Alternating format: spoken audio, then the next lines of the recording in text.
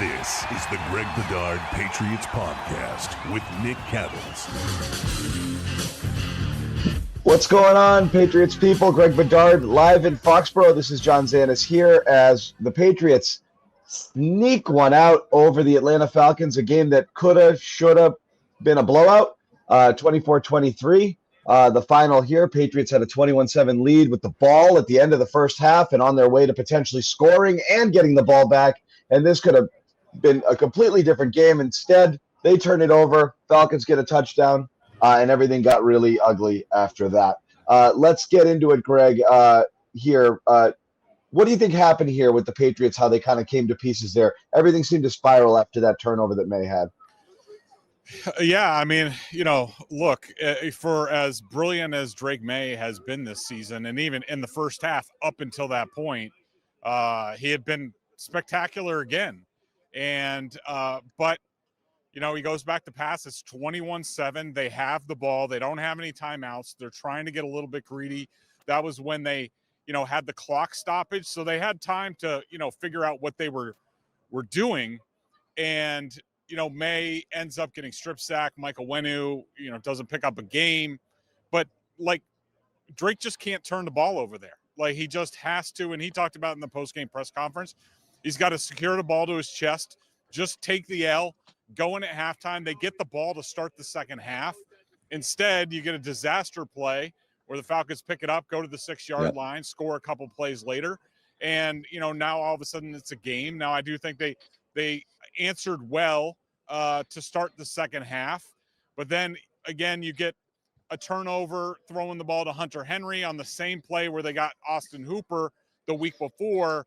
I think Hunter Henry was right. This time, instead of last week, they got split safeties. This time they got single high safety, almost like a cover three with a lurk. And I think Hunter read it correctly to flatten off, but Drake thought he was going to go. And, another turnover, that turns into 3 points. So, look, you're going to have games like this. You're going to have stretches like this. I mean, the good thing is they played really well for almost a full half, and then they found a way to win a game at the end. And this is the National Football League. I saw some of the scores that are going on today. Anything can happen, and that the Patriots found a way to survive and improve to 7-2. You'll take it. Wasn't a Picasso, but, they got it done. Yeah, and that's kind of where I want to go next. Just get your opinion there. And sorry, we had a technical difficulty off the top with my microphone becoming disconnected, but we're all good now. I do want to let you guys know that the post-game show is brought to you, as always, by Prize Picks. Download the app here, America's #1 daily fantasy sports app. Download the app, use code CLNS, get 50 in your lineups after you play your first $5 lineup. And Bailey, why don't you put up Omaha? Because I'm putting up the wrong graphics here. There we go. Check it out. OmahaSteaks.com. You want steaks? Go get them there. You get $35 extra off when you go to OmahaSteaks.com. You enter that code Patriots at checkout. Make sure you check that out. We'll tell you more about both of those deals later on. But let's get back to it, Greg. Do you feel better about the playing poorly and winning, or do you feel worse about, this is a gross performance? This kind of thing doesn't hold. Are you leaving today with a good or a bad taste in your mouth over just what, I guess, the win, but I mean, everything that went down? Yeah, it's a good question, John. And I think today, right now, I leave, with a good feeling that they encountered some adversity because, it had been, weeks since they'd really gone through any, pretty much every game or a lot of them, it would be tight halftime. And then in the third quarter, they would blow doors and, everybody, it's rainbows and butterflies and, Drake Maye's the MVP and all this stuff, which all of it was true, but it's not going to last in the National Football League. It just isn't, including, injury situation, which I'm sure we'll get into at some point, got a little bit cloudy today. But I think I do have a lot of questions about, I just want to see how they react. I want to see how Drake Maye reacts because, now, this isn't last season when you're going through it. This is a 7-2 team that's, building towards the playoffs, we expect. And for Drake to be, on cloud nine for a while, and then all of a sudden, he's turning the ball over a couple of times. He's looking tight down the stretch at certain points. Then again, he made some spectacular throws. That third and 12th throw to Diggs, I don't know how that got through. I saw the defender underneath, the defender over the top, but he layered it in there. He did. It wasn't like I do feel good in this respect, John. There's a lot of quarterbacks in this league that you'll be watching a game and you'll be like, well, this guy's toast. Like, he's totally choking right now. He's getting tight. And there was certainly some tightness from Drake and the Patriots in general. But for Drake to find ways to make plays in some big spots, you got to feel good about that. But I want to see how he reacts to this next week in Tampa. He doesn't seem like a guy that lets things linger at all. But we'll see. We won't know till he goes to Tampa, a really tough place to play against a good opponent. And we'll see how it looks next week. Yeah. So, again, if you had to guess, and again, you're going to look at the film, you're going to get better ideas here, but I know you've alluded to it at times, which is not necessarily getting cocky, but when you have somebody with the skills that Drake Maye has, where you can get away from trouble if you're in the pocket and things are collapsing on you, that you can put the ball wherever you want to, so you can make tight window throws, and you can roll out and still find people and do all of those things. Sometimes and you've seen it happen to Mahomes during periods of time in his career. You get into kind of God complex, superhero complex. Is there any of that going on where he's just like, I'll be all right, and he's holding the ball too long? Because a lot of the sacks, it feels like, and again, this is another big sack total here, but it didn't feel like they were getting caved in with pressure. They, a couple of stunts that they miscommunicated on, but a lot of it felt like he's looking, doesn't see it, maybe holding the ball too long. Should he just be getting rid of it here? Are the receivers covered? Is this more a matter of just people not getting open downfield? I'm not sure if the Falcons had played a little bit more man, which I know, no, that wasn't it. So, what do you think was happening here that was resulting in these sacks here? Well, I mean, I have been alluding to it, and a lot of people don't want to hear it, but if they want to hear the truth about the football team, right. I like to give it to them. And the fact of the matter is, Drake, in terms of 3 weeks ago, he was leaving the pocket early when he had stuff down the field and taking unnecessary shots.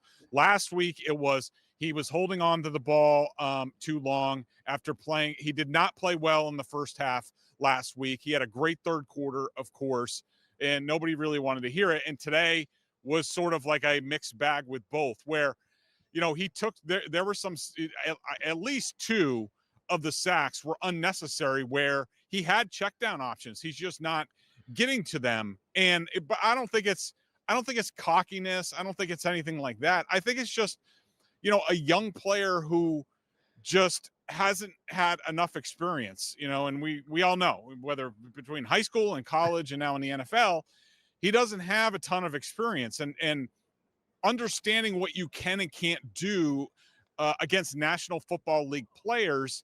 That's a big learning curve. Like, I've mentioned it before, but I went through a lot of the same stuff with Aaron Rodgers when he became Packers quarterback in 2008. And there were games where he was just holding on to the ball because he thought he could, play hero ball, or he didn't want to give up on plays. And he was killing the team to the point where they had to have a team meeting, and the offensive lineman called Aaron Rodgers out on the carpet. Then suddenly after that, they went on a winning streak, made the playoffs that year, and the next year they're winning a Super Bowl. So I don't think that's going on here, because Aaron Rodgers obviously had been in the league and he's just kind of a horse's ass. I think Drake's just right. He's just young, inexperienced, and all of these bouts of adversity, all of these learning experience that he has, it's going to make him and the team that much better down the road. Right. And you see it. It's almost overcompensating for, as you said, for the thing he was doing. He's leaving the pocket early. So they're like, dude, stay in the pocket. And he's like, okay. Yep. And he stays in the pocket. He's like, oh, crap, what now? And, again, nobody's there. And, he's hanging until the very last minute. And a couple of those, he's just kind of running himself into sacks because he couldn't find anything he wanted. And he's still in the pocket and he hasn't gotten rid of the ball yet. So that happened it's hard, John. I will say it's hard for those guys. I used to have a lot of conversations with Aaron about this, and as opposed to Tom Brady, who admits, I know I got to go 1-2, check it down to somebody, because He ain't going to make any plays with because his I'm legs. dead. Right. But now, I mean, really, a lot of these plays, you'd like Drake to go, 1, 2. All right, know where my check down is, whether it's Henderson or he had Diggs in front of him a couple times where it's just like, all right, 1, 2.5. All right, now I'm going to dump it down. But then he has to make the decision of, do I want to dump it down or do I want to run? So it's hard for those guys, and it takes a lot of time for them to get used to it. Lamar Jackson went through the same thing sometimes with Mahomes as well. It's a burden that those guys have to carry. It is not easy, and it's much harder for those guys to decide, stay, go, what do I do? Throw the ball away. At least we saw him throw the ball away a couple times today. That was good. So yeah, it's tough. I don't want to be too critical of him because I don't expect him to be perfect. Yeah, and I think that's what's been bugging me a little bit about the Maye discourse is I do feel like he's being analyzed where he's got a 150 passer rating and does everything nearly as close to perfect as you can, and it's like, yeah, but he could have done this and he might have held that or he left the pocket early, and this isn't a dig at you, but it's almost like he's being graded on a ridiculous standard where it almost is okay to see him be a human for once and say, okay, he took some lumps today. Not his best game. Missed a couple throws. He hadn't been missing them lately. Hung in the pocket, took some sacks, bad ball security, made it feel a little bit like last year or early season Drake Maye. And that stuff happens. You see it happen all around the league. And you talked about results, Greg, on the good win versus there's no such thing as a bad win. Certainly not when you're the Patriots, because again, right now the Patriots have the best record in the entire AFC because the Colts lost today, and you're seeing again, this isn't in the AFC. Green Bay lost to Carolina. You're seeing teams that shouldn't be losing to other teams lose to those teams, and that's happening. So again, testament to the Patriots for hanging on and winning this one. Couple of throws specifically, I just wanted to. This is always the tougher thing. You can't gauge it on television, so it's hard to see what's happening there. The interception to Henry, in your estimation, was it? It looked like he sailed it regardless, but it also looked like Henry did something he maybe wasn't supposed to do. Right. Any indication if Henry was supposed to sit there or keep going up the seam and he turned it off a little bit and maybe threw it where he thought he was going to be, or did he just let it fly anyway? So I haven't heard anything that the players are saying. I heard Drake reference it, and he just basically said that him and Hunter were on the same page. To me, it was the same page as Austin Hooper last week, but last week they got split safeties, and I don't know. I think my guess from watching it, Maye got a little fooled. Maybe they showed split safeties at the snap. One of them rotated down. Maybe Maye didn't see it. Hunter Henry saw that it was middle of the field closed, so in that circumstance, he's supposed to come across. Maye read it as middle of the field open, which would mean the safety would, go to the post, go down the middle of the defense. So, in my opinion, just live without looking at the film, I thought that was Maye's fault. Prize Picks. This episode, all episodes here of the Patriots postgame show, brought to you by Prize Picks. Don't miss the excitement this season. Doesn't matter which season. It was a great time. We just missed it. No more baseball right now, but you did have all four major sports going at once, which was great. But you can lock in on football, basketball, hockey, anything you want right now. You can mix and match games, pick 2 to 6, pick more or less on 2 to 6 player stat projections. You get your picks right, you could cash in. A lot of cool features on Prize Picks. You got injury reboots. If your player gets hurt, that's getting taken off the board. Prize Picks has also got a flex play. You can cash out if your lineup isn't perfect. There's great deals that go on throughout. You get free squares you can insert into your lineup, make it much easier for your lineups to hit, and make it easier for you to make extra cash. So again, check it out. If this is the type of thing that you like, there's no place to do it better than Prize Picks, and the code right there is on the screen. You see it right now. Download the app. Use code CLNS. Get 50 in your lineups instantly when you play $5. Once again, download the app, code CLNS, 50 in your lineups when you play 5. Prize Picks. It's good to be right. Got it. And then there's another one with Kyle Williams late where it looks like they're not on the same page at all. Couple of miscommunications on the incompletions there. Maye also just missed a couple of guys. He missed Douglas open where the pressure kind of got to him a little bit late in the pocket there. Yep. Someone was in his face and he couldn't finish off that throw. So again, after seeing him be nearly perfect on those deep balls, I think it was a little bit almost like a little bit of a shock to everybody to see him I guess Right. you could call this struggling, but it wasn't by any means an awful game.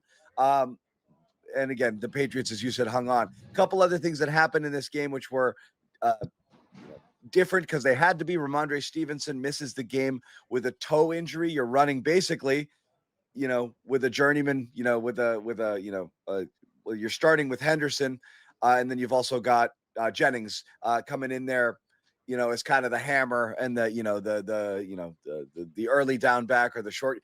But it wasn't that way. Henderson started the game and he did get carries in early downs as well, and he Yeah. did okay.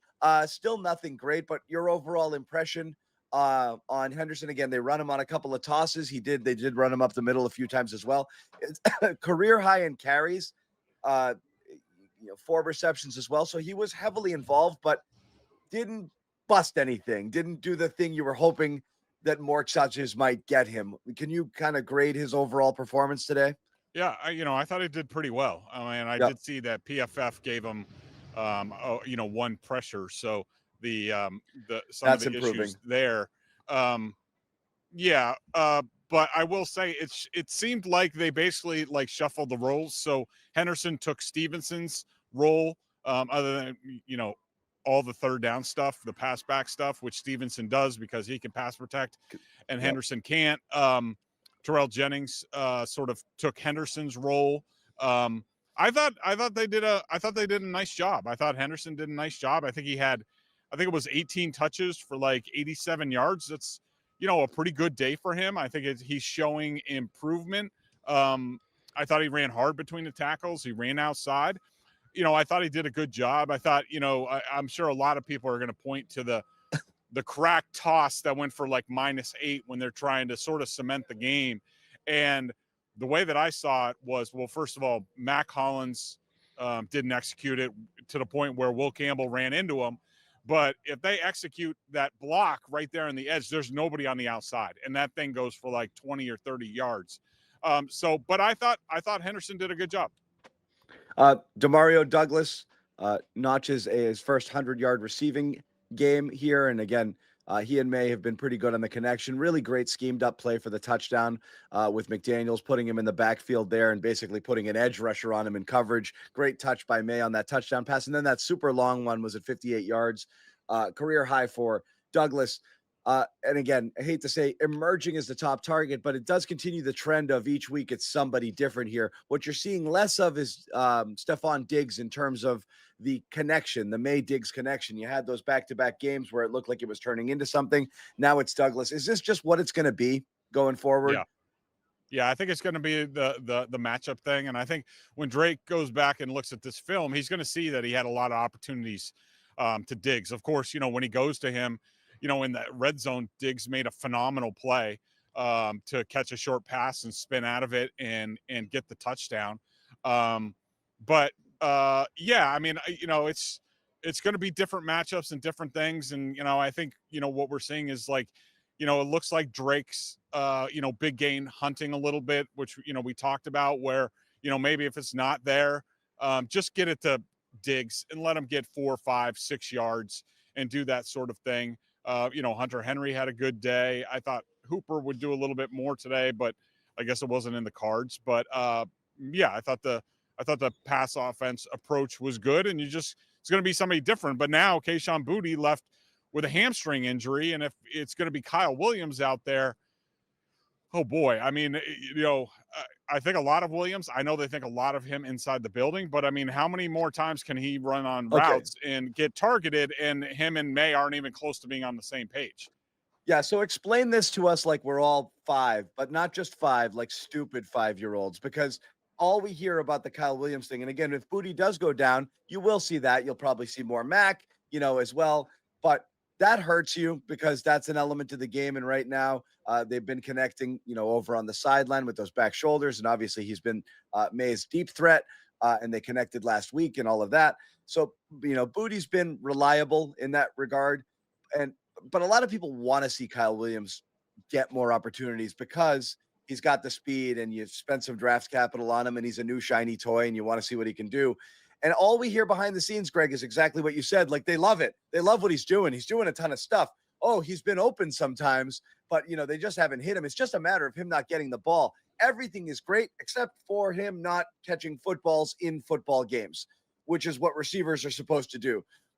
What's the reality here of the Kyle Williams situation? Is it any week now you'll see something and be like, okay, they've been building towards this, or are we being misled?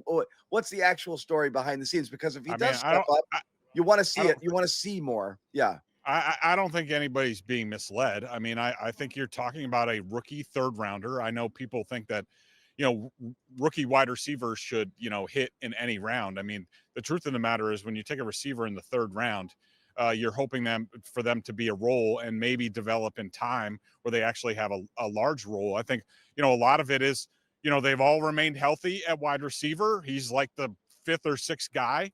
So he's not going to play. And, when he does get an opportunity, I see a kid who's thinking through things, who's tight. I think he's one of these kids that they need to find a way to set him up, get him, some work, get him some confidence, and then I think he'll be fine. I mean, I see a wide receiver who, is slow on his routes. He doesn't know how to play fast at the NFL level. He's sort of thinking through things. How am I going to do things? I mean, on that route with May, I do know a couple of weeks ago when they had a miscommunication, that was on May. This one, I'll have to see. It looked like, Williams was wide open. So I don't know, maybe it looked like May expected him to just run a hook and Kyle Williams ran sort of an in or, a slant. But I mean, it is what it is. I mean, if Kayshon Boutte's hurt, he's going to have to play. So they're going to have to get him ready. Yeah, no doubt about it. Someone else hurt. Again, I hate to say you're hoping it's just a concussion, but it looked like a concussion. I don't mean to say it that way. It didn't look like it was something that would require surgery. It's hard to say, but it looked like he got his bell rung because he got smushed when Drake London landed on top of him. Christian Gonzalez left in the game. It was ruled a head injury, correct, Greg? Ultimately, is what he was ruled out with. Unclear if there's anything else going on, but he wasn't listed with any other injury. Who was the player a week or so ago that went out with the head? Oh, it was Mike Evans and the collarbone, and both were identified at the time. I think he's concussion protocol. You could be without him next week. You could be without him for who knows how long if that's the case.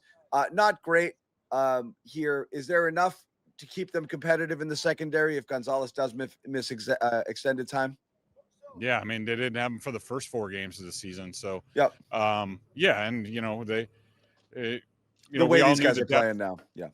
Well, I mean, look, it's not like their pass defense with Gonzalez out there has been, tremendous. And, even today with some of the switching issues with Marcus Jones, Drake London basically goes off and has a day. I will say, the good news on Gonzalez, and I don't know if he was in the locker room, Mike will be able to talk to more about that.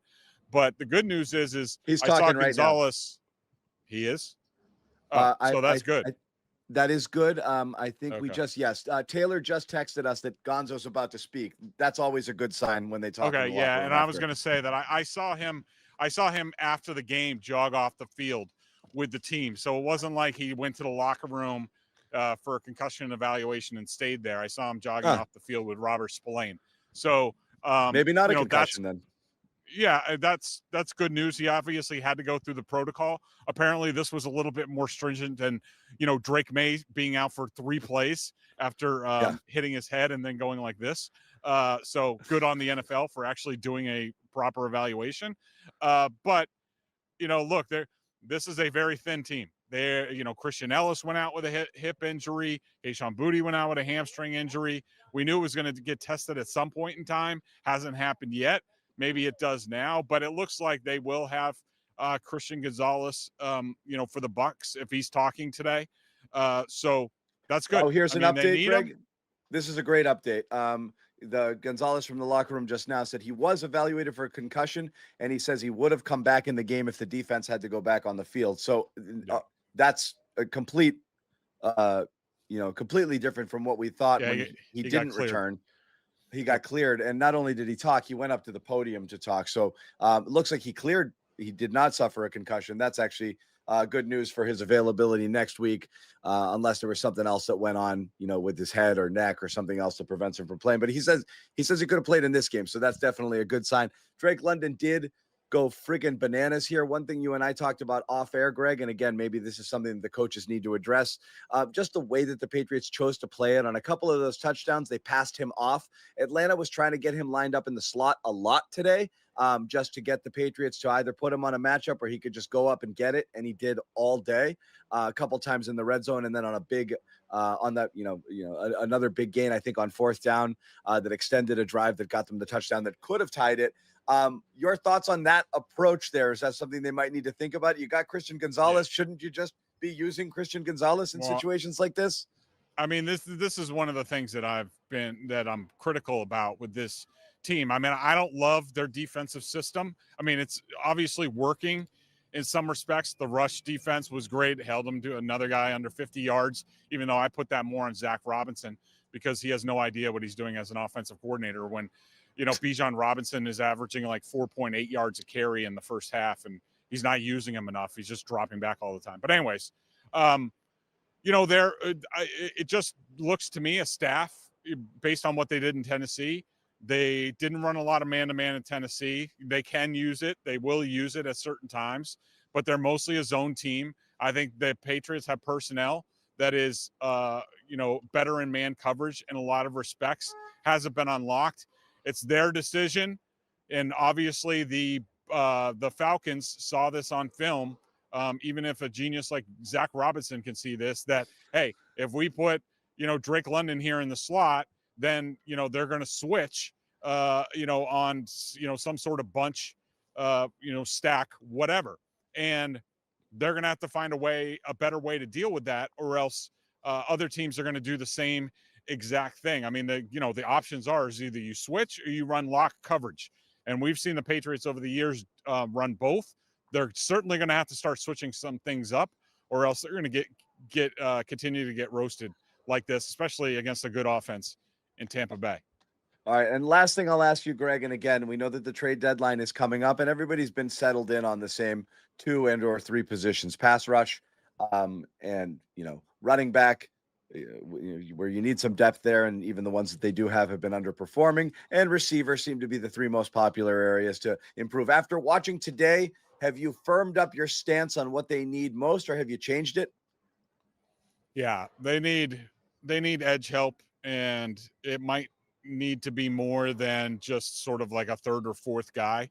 I know they're not willing to put out a bunch of capital, but I mean, Harold Landry at this point, they're getting basically like nothing out of him. And he's out there, he's playing, I think he's playing through something. He had an ankle injury or what have you. But he played with his hair on fire for the first month of the season. And, he's not doing very much now. I think that obviously running back, the depth there is a concern. And then, some sort of, I don't know if it's just a safety or some sort of defensive back with versatility that he could play cornerback, could play safety. We saw Del Pettis make a nice play in the end zone. I don't know how many times you want that. So, I think it's going to be minor moves about depth to try to give this team some depth where they're really thin. They're thin across the board, but there's a couple spots where they are very close to a huge injury sort of derailing things. Yeah, and that depth was tested with the trades this week of Keon White and Kyle Duggar. Think what you will of them. Still interesting for a team that lacks depth to give away people that can at least play a little, if not up to the expectation or within the scheme that you wanted them to. And it does feel like they're going to nibble around the edges here. Do you not want to see them, Greg? And again, I know you guys are going to talk about it a lot more leading up to the actual trade deadline itself on the Greg Bedard Patriots podcast with Nick Cattles, which again, you should all subscribe to if you don't already. But do you not want to see them push their chips all in? Again, you're looking at this team now, and it's hard to not, it still feels like it's house money, right? Like they're playing well, but the schedule is bad. The team is flawed. And so I guess there's a general feeling that, hey, they, might not be real. We don't know, but they're 7-2, tied for the best record in the AFC right now. Typically, these teams are the teams that kind of go for it. Do you want to see them mortgage a second-round pick, a first-round pick, if it's going to bring you an impact player, not for this year, but one that you might be able to hang on to into the future? I mean, it really depends on the player, but quite frankly, no. Just because this team's being propped up by a rookie quarterback playing great, and a schedule. No, I think I agree with Mike Vrabel when he talks about they have a long-term plan. They need that plan. This team needs their picks. They need to build up the team depth. They have a lot of guys coming up on contracts the end of this year, next year, sort of these Band-Aid guys that you're getting great play from. It doesn't sustain. Look at the Washington Commanders this year. You got to get going, preparing for their exit, and they have a plan. You want a sustainable winner. You don't want to, flash in the pan in 1 year. And I think just trying to improve this team as much as you can with smart moves is the way to go. And, see what happens, because it's not about 1 year. It's about 5-10 years. And I think they have their eyes on the ball. All right. Well, I kind of agree, but nobody likes to hear it. It would be exciting to see them get a receiver. I felt the same way about the Red Sox, Greg. No, not this year. Sorry. Just wait. You're building towards something. It isn't necessarily here, but I get why people want it, and I get why people are impatient, but you still need a lot more in a lot of places, and one player may or may not change all that, but it would be nice. And, the running back, the receiver, those are sexy positions, and people get excited. We'll see what happens. The trade deadline, of course, is Tuesday. We'll have a lot more throughout here on CLNS Media and all of our Patriots podcasts, including Greg's podcast, which you should check out. Subscribe to the Greg Bedard Patriots podcast, Apple, Spotify, YouTube. Leave a review. Do all of that stuff. Doesn't matter. Rate it. Let Greg know you love him. Tell him you hate him. It doesn't matter. It's all good. It all helps. Also, you definitely want to do this. Subscribe to Boston Sports Journal for only $50 a year. It's $7 a month or $50 a year. Best Boston sports coverage in town, and clearly, without question, the best Patriots coverage in town, hands down, with Greg Bedard anchoring things alongside Mike Giardi, two veterans who know their stuff. So make sure you sign up today for continued Boston sports coverage and Patriots coverage